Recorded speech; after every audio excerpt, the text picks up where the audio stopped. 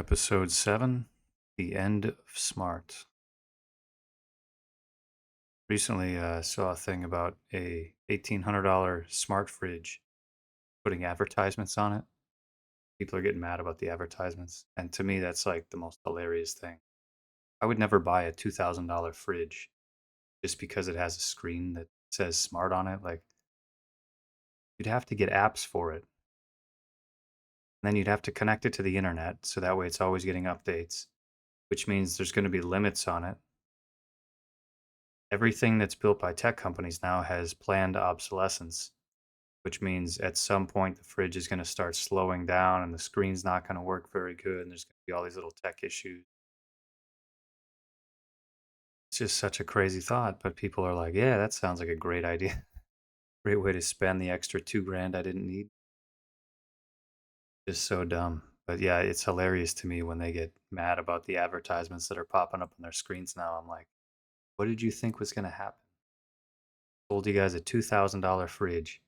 And now that they already sold you the fridge, they have a way of selling you more. They can now make some revenue off of advertisements.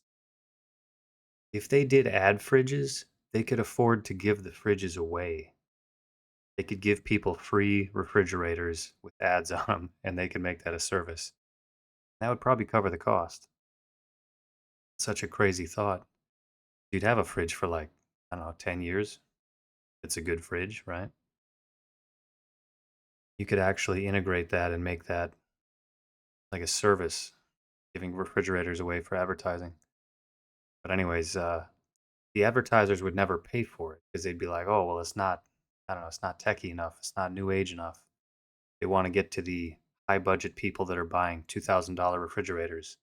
They don't want to get to the people that are, dollar store customers.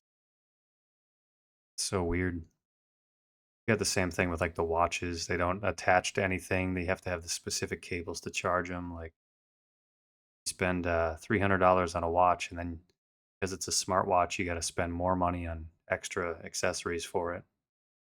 Now they got glasses coming out with the smart holograms on them and stuff. You're gonna have a smart watch to connect to your glasses, and then you gotta like buy new everything every couple of years. It's just so stupid. It's like such a make believe BS world. It's like so many things that the tech companies are making are just they're only trying to like subjugate high income individuals. And it's like nobody sees it. They're like, "Oh, this is techie, and I got the newest thing." And then, yeah, all of a sudden the ads start popping up, and they're livid. And it's like, didn't you see that coming? Didn't you know that you guys were just like cattle to these people? But I don't know. Maybe they don't know. But I think we're starting to see a trend where people are getting sick of all the smart devices, even cell phones. People are sick of cell phones. It's nice having an app where you can see the news and the weather and stuff, and it just pops up as a little thing. Like that's nice. I like to check the weather once in a while. I like to know the air quality, but we're also like destroying all the programs that check that stuff. So now it's like I don't really need a cell phone. Like I can't do anything with it that I'm gonna want in the next 5 years, anyways. And I don't have an upgraded cell phone. I got like a cheap one because I don't see the point. Buy like a $700 cell phone. You got to pay an extra $5 a month until the end of time. It's I don't know, a luxury I don't need. I got other stuff to spend that on. But yeah, anyways, it's weird seeing all that stuff pop up, and they keep trying to like integrate that with everything. The gas stations, they went to like smart gas stations, and they started this thing on there that's called Gas Station TV. And they started a social media for it, and then they were like, if you want to be featured on the gas station pumps, it's like who would want to be featured there? And they got like some guy doing like it's like positivity news articles, which I like. It's cool. It's a good service to give to people. At the same time, that's not the point of it. It's like make people feel good and then send them an ad. Yeah, they saved a puppy in Kansas. Oh, what a great story. And then they're like, now buy this crap. And it's like they're just testing, just using them as A/B testing. Okay, we put on a good article. We try to sell them a can of soda. Do they buy the soda? And then they test it and they say, well, let's put on some disaster news and show them a thing of soda, see if they buy soda more. Maybe you show them an advertisement that also has to do with the desert. So they're thinking, oh man, sure is hot out today. Try to get those gears turning in people's heads.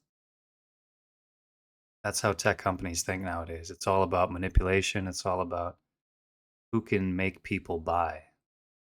It's like people buy anyways. Like people drink soda. They're like, they want to force people to drink more soda. They want to figure out how to get people to buy the soda that they choose. So weird. But I think people are starting to catch on to that and they're getting sick of that stuff. Like another one that I saw, they made the smart checkout systems, automated automated checkouts at the grocery stores.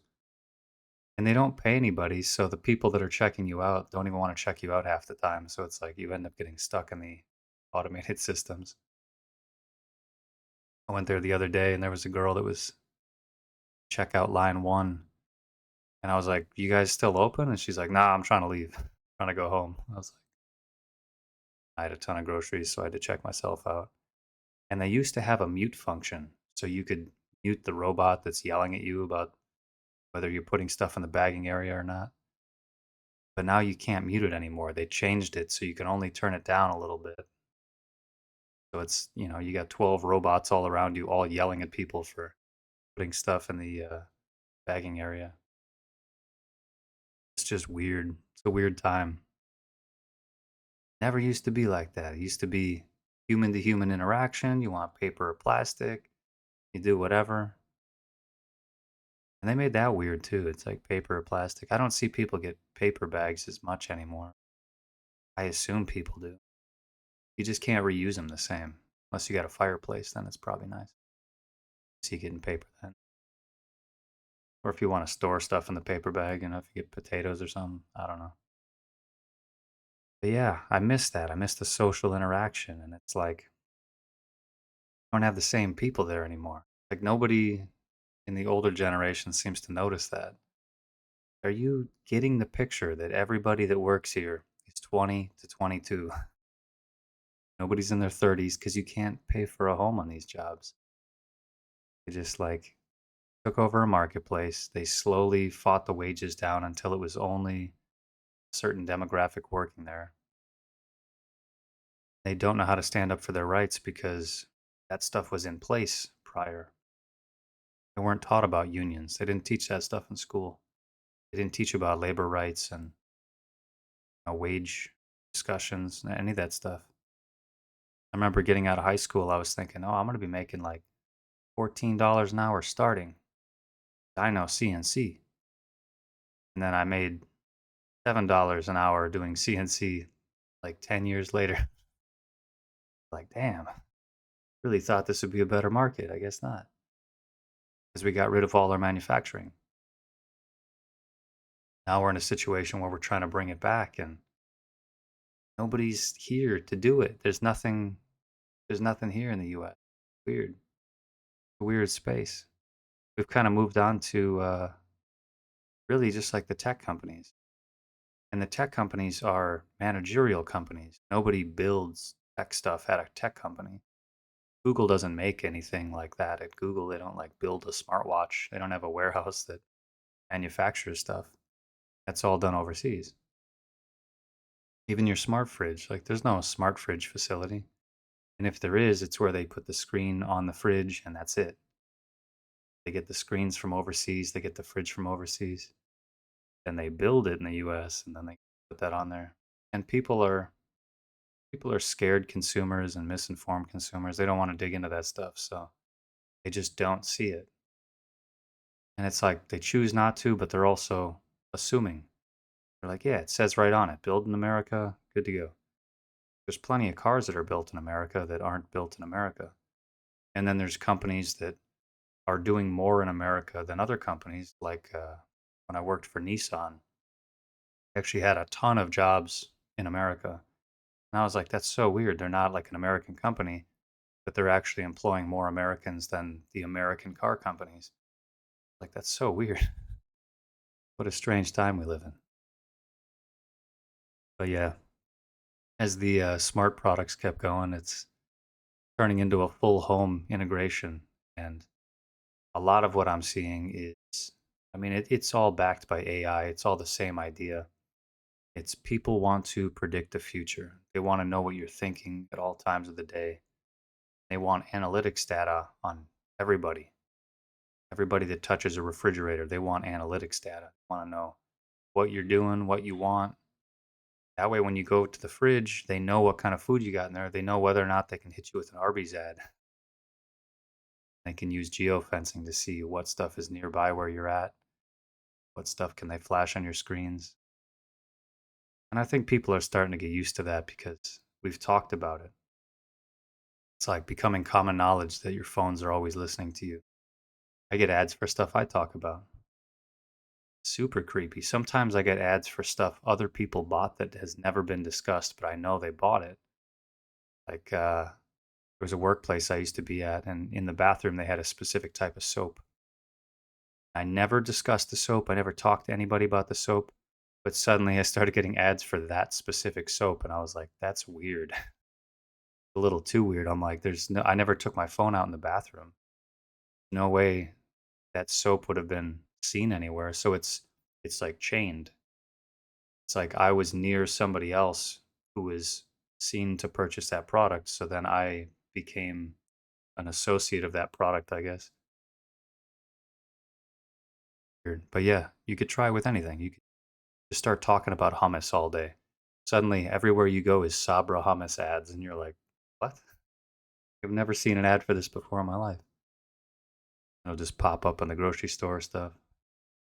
And I think pretty soon they'll start turning that into coupon campaigns too, where they say, geofencing data, if there's enough people in the area that are interested in a certain product, they might try to do flash advertising for that stuff. And then secondarily, what they're trying to do with the smart pricing is they jack up the price of the thing that the people are buying most. Like, oh, we got 30 Arab families just pulled in. We got to up the price of hummus. They can do it. And then they say, oh, it's priority pricing. It's to make sure it's fair to the customers. And it's like, what? That's so crazy.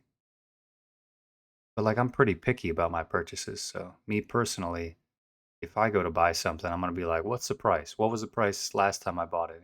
How much do I want to spend on this? I get picky. You have to know when to walk away. You have to know when to say, I don't really need it that bad. I went to buy salsa the other day. The Tostitos brand salsa was like $5.30 or something. And I was like, I don't really need it that bad. I can get salsa other places. So I went down to there's like an ethnic food aisle. They put it under Mexican foods, but then it's like all the ethnic aisle stuff. But you get down there and they got salsa, and it's $2 cheaper for like natural salsa. I was like, why would I spend 5.30 when I could spend three $3 flat? So that's what I did. I got a deal on salsa, and it was better salsa. Enjoyed it, loved it. Anyways, stuff like that, you have to be open minded to it, consumers. Otherwise, you're gonna end up with the damn smart salsa. It's gonna have advertisements on it, paying them to try to sell you more. It's completely, I don't even know. It's insane. It's too far. Yeah, until we start calling this stuff out, it's just gonna get weirder like that. I wanted to incorporate this into a video because I was like, you know what, this is just getting weird everywhere. Kind of funny. But yeah, let me know your guys' thoughts. You guys have seen any strange ads or systems that you think are kind of funny, malicious, whatever. Till next time.